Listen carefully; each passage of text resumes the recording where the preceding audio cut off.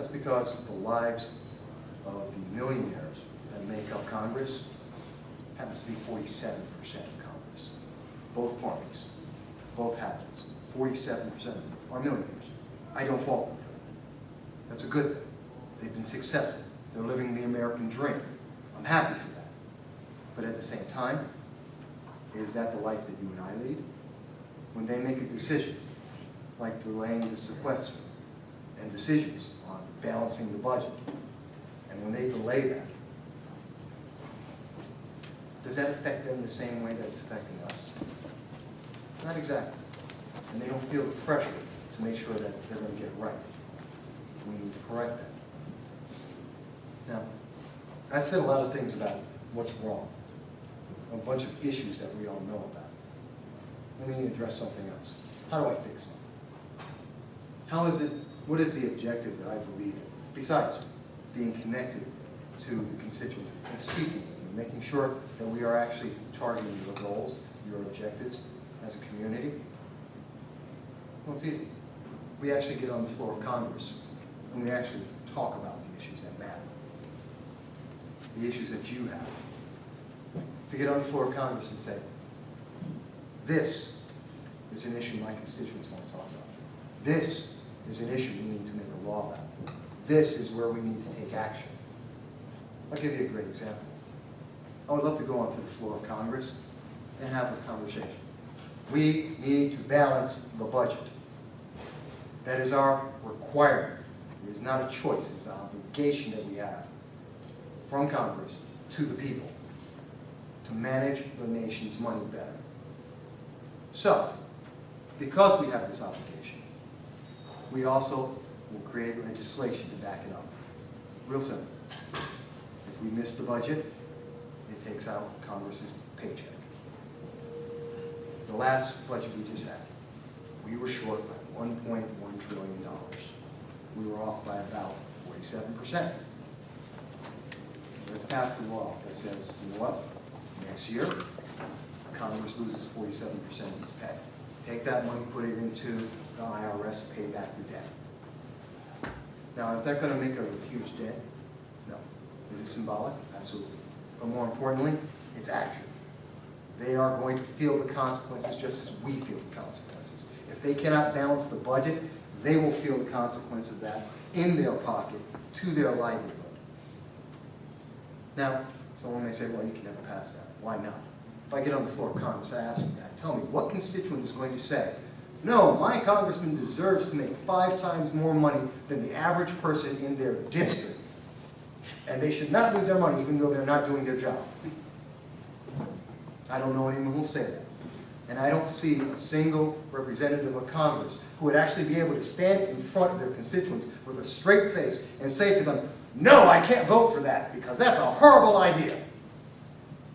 And you know what? That starts change. That's the first start of change. Because now we've got action moving forward. Accountability has come back at that point. They have an action that they need to do, and they have a consequence that they do not. Let's do that. Let's make that happen. Let's look at some of the other things that we can do. Number one thing that we've heard in every State of the Union since President Obama was hired, and we elected him both times. The one thing that we've heard from Congress, both houses, both parties, continuously since 2008, jobs are the number one job in America. The number one priority. In 2009, there were about 9 million people out of work. Excuse me, no, correction. 11 million people were out of work. Today, there are 21 million people out of work. Are they doing their job? No. Does that feel like the priority is jobs? No. Let's make it that. How about, instead of all this rhetoric about how we can improve jobs, let's do something that's very simple. Cut the corporate tax rate. It's real simple. If a company can afford to keep its doors open, that company can employ people. It's a simple, simple process. The United States is 39.5%. the highest corporate tax in the world. I think we have some room to cut that number and become more competitive with the rest of the world, which will create jobs, which creates revenues, which creates taxes for the government to spend, and it gives us the opportunity to live our lives with a little bit more than month to month. These are simple things. They can be done. All we have to do is stand up and do that. And right now we have representation that does not. Our representative right now is the fifth most moderate representative in the entire Congress. He is taking positions that are counter to what he's promised in the campaign. Now, I'm not going to bash him. That's not what I'm here to say. But what I am here to say is we have a choice. We don't have to just go with what the party is putting in front of us. Whether that's me, and I would love it to be, or if we choose someone else, fine. Let's have the best person in Congress. I don't care who it is. The best person who is going to make a change in some of these issues. Because I swear to you, it is not rocket science. You know how I know it's not rocket science? How do I know it's not that difficult? Because you do it every day. Every American does it every day. You make these choices. You pay these bills. You work. If you can do it, why can't a group of millionaires who are well educated, that have all of the staff they could possibly need, why can't they do what you do every day in your home? They can't. They're just not being held accountable. Well, that's stupid. I think I have a few more minutes. So let me, pet peeves.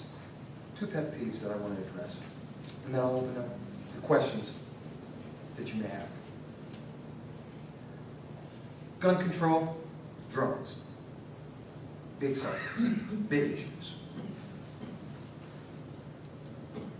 I am against gun restriction bans. It's a big peeve of mine. It's something that I find that's very important. The Second Amendment is critical to America. Governments should be afraid of their people, and people should be able to defend themselves.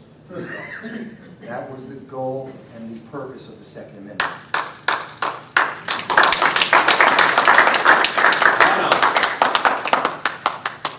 And these aren't just words. They've been proven time and time again, not only in America, but across the entire world. And it's not because I believe America is an evil country. It's not because I believe that our leaders, Congress, and the government are evil people who are going to suddenly come in and snatch it. Not today. Tomorrow they might. Maybe we're getting it. It's a slippery slope because power corrupts, and ultimate power corrupts ultimately. And there is no ultimate power bigger than our government. And that's why this nation was created with the people as the source of the power and not the government. Because ultimately, the government will corrupt and it seeks to have greater and greater power and micromanage and take over our lives. The Second Amendment is important because it prevents that. It is one of the tools. Besides, remaining connected to Congress. So I am against that. I do not agree with the New York SAFE Act. I do not agree with the executive orders that President Obama has put forth, that Vice President Biden himself on tape has said to the public will not work. I do not believe in pandering to the fears of the public and putting out laws that are only applicable to those who like the idea and actually serve no purpose. The laws and gun registrations in the New York SAFE Act, the laws that are proposed by the executive order, the talks that are happening in Congress right now, if you implemented every single one of them, this is important, every single one of their proposals, as it is made, the Binghamton Civic Center Association shootings would still have happened. Why are we dealing with laws that cannot address the core problem? because that is not the point. The point is to have power in government and government to control. Well, guess what? I don't agree with that. If we're going to make legislation against guns, we better make something that actually does something, makes it worth it, because our freedoms are worth it. Let's make sure we're selling for the right thing. Drones.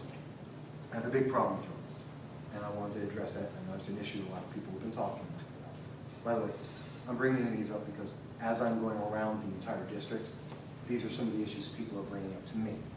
And this is part of the focus that I am getting, so that I know, besides my views, these are the issues I need to stand up for if I were to be the economist. But the issue of drones. I do not believe that we should be going full force forward on an issue that we have legislation that doesn't even cover. Let me be clear. Drones, the use of unmanned aerial vehicles in the United States as a matter of surveillance, has zero laws that regulate it. It is rife for abuse. And at the moment, we have congressional leaders and members, including in the 22nd District, that are promoting the growth of unmanned aerial vehicles. That is a problem. We have Big Brother. It's called a drone. People may think that seems a little extreme. And yet, do you know what's in the air? And if it is, and I say this again, power corrupts, ultimate power corrupts ultimately. Without legislation to protect ourselves from it, how do you know the way that the drone is going to be used? There's nothing to stop it from being used against us. I have a concern with that. I think we need to pause with this. I think we need to make sure that our constituents are aware of the actual fact that these drones can be used in almost any way, and there is no law that prevents it from being done so. These are thoughts that we should focus on. These are the things that are important, and what people are telling me are important across the 22nd District. And I want to take an opportunity, at the end, At the end, we'll be taking an opportunity. I want you to think about whatever question you have. Please ask me. I'll be open. And anything I can't answer today, either for time or for knowledge, I will make sure that I will get back to you. Because this is important for all of us. And we should know what's going on and what we want out of this, out of anyone in Congress. So I want to thank you. I look forward to speaking to you at the end.